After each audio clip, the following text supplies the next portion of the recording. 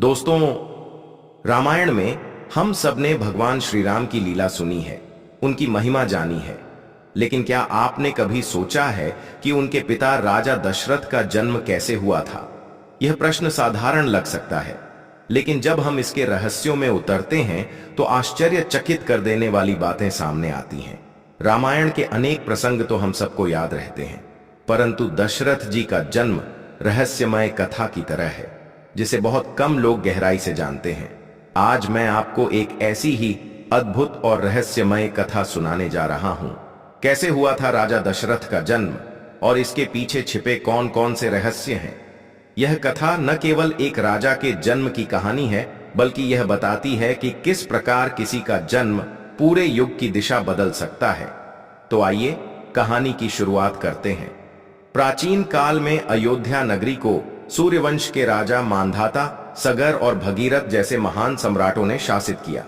इन्हीं की परंपरा में आगे चलकर राजा अजा हुए। राजा अजा बड़े पराक्रमी और धर्मनिष्ठ थे। उनकी पत्नी का नाम था इंदुमती। इंदुमती अत्यंत रूपवती और पुण्यशील स्त्री थीं। कहते हैं कि इंदुमती पूर्व जन्म में अप्सरा थीं और उनका जन्म धरती पर केवल एक शाप के कारण हुआ था। कथा यह है कि इंदुमती स्वर्गलोक की अप्सरा थीं। एक बार उन्होंने नारद मुनि का अपमान कर दिया। नारद मुनि ने उन्हें शाप दिया कि तुम धरती पर जन्म लोगी और किसी क्षत्रिय राजा की पत्नी बनोगी। जब उनका पुण्य काल समाप्त होगा तब वे पुनः स्वर्ग लौटेंगी। यही इंदुमती अयोध्या की महारानी बनी और राजा अजा की पत्नी हुई।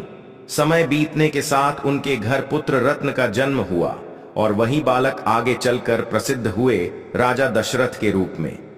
लेकिन दशरथ का जन्म साधारण नहीं था। शास्त्रों में कहा गया है कि उनका जन्म दैवी योजना के तहत हुआ था। अब आप सोच रहे होंगे कि इसमें दैवी योजना कहां थी। दरअसल भगवान विष्णु ने जब रावण का संहार करने का निश्चय किया, तब उन्होंने तय किया कि वे स्वयं मानव रूप में अवतार लेंगे। लेकिन अवतार लेने के लिए उन्हें एक धर्मनिष्ठ और शक्तिशाली वंश की आवश्यकता थी। तभी उनका ध्यान सूर्यवंश की ओर गया। इस वंश में वह सामर्थ्य था कि वहां जन्म लेने वाला अवतार पूरी धरती को धर्म की ओर लौटा सकता था। इसलिए भगवान ने अपनी योजना बनाई कि पहले राजा दशरथ का जन्म हो, फिर उनके पुत्र रूप में स्वयं वे श्री राम बनकर अवतरित होंगे। इसलिए दशरथ का जन्म केवल राजा अजा और इंदुमती के पुत्र के रूप में नहीं हुआ, बल्कि वह देवताओं की पूर्व योजना का हिस्सा था। अब सुनिए इंदुमती के देहांत की कथा, जो दशरथ के जीवन पर गहरा असर डालने वाली थी। एक बार जब राजा अजा और इंदुमती अपने राजमहल से सवारी कर रहे थे, तभी आकाश से एक पुष्पमाला गिरी। वह माला आर्षि अगस्त्य के तप से निकली थी। जैसे ही वह इंदुमती के गले में पड़ी, उनका अप्सरा रूप स्मरण आया और उनका शाप समाप्त हो गया। उसी क्षण उनका शरीर धरती से विलीन हो गया और वे स्वर्ग लौट गईं। इंदुमती के देहांत से राजा अजा गहरे शोक में डूब गए। वे इतने दुखी हुए कि उन्होंने कुछ ही समय बाद प्राण त्याग दिए। कहते हैं कि राजा अजा के निधन के बाद दशरथ बाल्यावस्था में ही अनाथ हो गए थे। उनके पालन पोषण की जिम्मेदारी गुरु वशिष्ठ ने उठाई। वशिष्ठ मुनि ने दशरथ को वेद, शास्त्र, धनुर्वेद और राजनीति का ज्ञान कराया।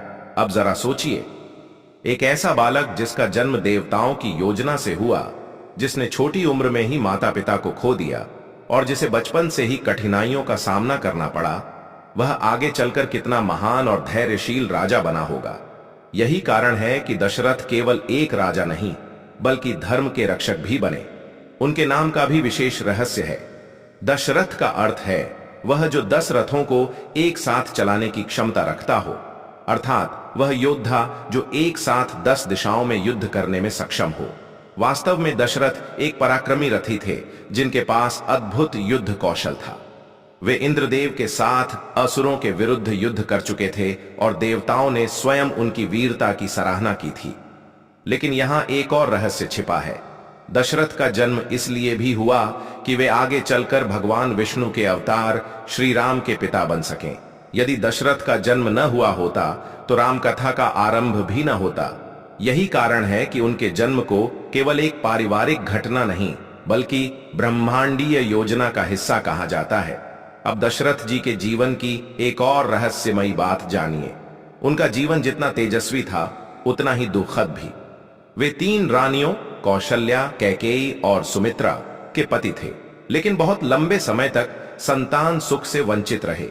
यही कारण था कि उन्होंने ऋष्यशृंग मुनि के माध्यम से पुत्र कामेष्टि यज्ञ करवाया। कहते हैं कि वही यज्ञ वास्तव में भगवान विष्णु के अवतार लेने का मार्ग बना। अब जरा सोचिए, अगर दशरथ का जन्म साधारण होता, अगर उनका जीवन दुख और संघर्षों से न भरा होता, तो शायद वे वह पात्र ही न बन पाते जिनके घर स्वयं भगवान जन्म लेते। दशरथ का जन्म हमें यह भी सिखाता है कि किसी का जीवन केवल सुखों से महान नहीं बनता, बल्कि कठिनाइयों से जूझकर ही महानता प्राप्त होती है। उनका जीवन रहस्यमयी घटनाओं से भरा था। एक ओर वे अयोध्या के महाराज बने, देवताओं के प्रिय हुए, और दूसरी ओर वही दशरथ अनजाने में एक श्रवण कुमार के वध का कारण भी बने। उस घटना का श्राप ही आगे चलकर उनके जीवन का सबसे बड़ा दुख बना, राम का वनवास और पुत्र वियोग। लेकिन यहां भी रहस्य यह है कि दशरथ के जीवन की हर घटना पूर्व नियोजित थी। उनके जन्म से लेकर मृत्यु तक हर घटना उस महायोजना का हिस्सा थी जो रामावतार के लिए बनाई गई थी। तो दोस्तों, जब हम कहते हैं कि कैसे हुआ था राजा दशरथ का जन्म, तो यह केवल एक ऐतिहासिक प्रश्न नहीं है, यह उस गहन रहस्य की ओर इशारा करता है जहां एक राजा का जन्म किसी साधारण कारण से नहीं, बल्कि स्वयं भगवान की इच्छा से हुआ था। दशरथ का जन्म हुआ ताकि राम कथा संभव हो, ताकि धर्म और अधर्म का युद्ध हो, और ताकि धरती पर राम राज्य की स्थापना हो सके।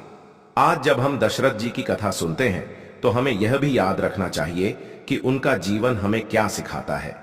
हमें सिखाता है कि चाहे परिस्थिति कितनी भी कठिन क्यों ना हो, धर्म का मार्ग नहीं छोड़ना चाहिए। हमें सिखाता है कि महानता का बीज जन्म से नहीं, कर्म से फलित होता है। और सबसे महत्वपूर्ण, हमें यह सिखाता है कि हर जीवन की एक ब्रह्मांडीय योजना होती है जिसका अर्थ समय के साथ ही प्रकट होता है। इसलिए मित्रों, राजा दशरथ का जन्म केवल अयोध्या का इतिहास नहीं है, यह एक संदेश है कि जब धर्म की रक्षा करनी होती है तो स्वयं ब्रह्मांड मिलकर योजना बनाता है, और फिर ऐसे महापुरुषों का जन्म होता है जो युग की धारा बदल देते हैं।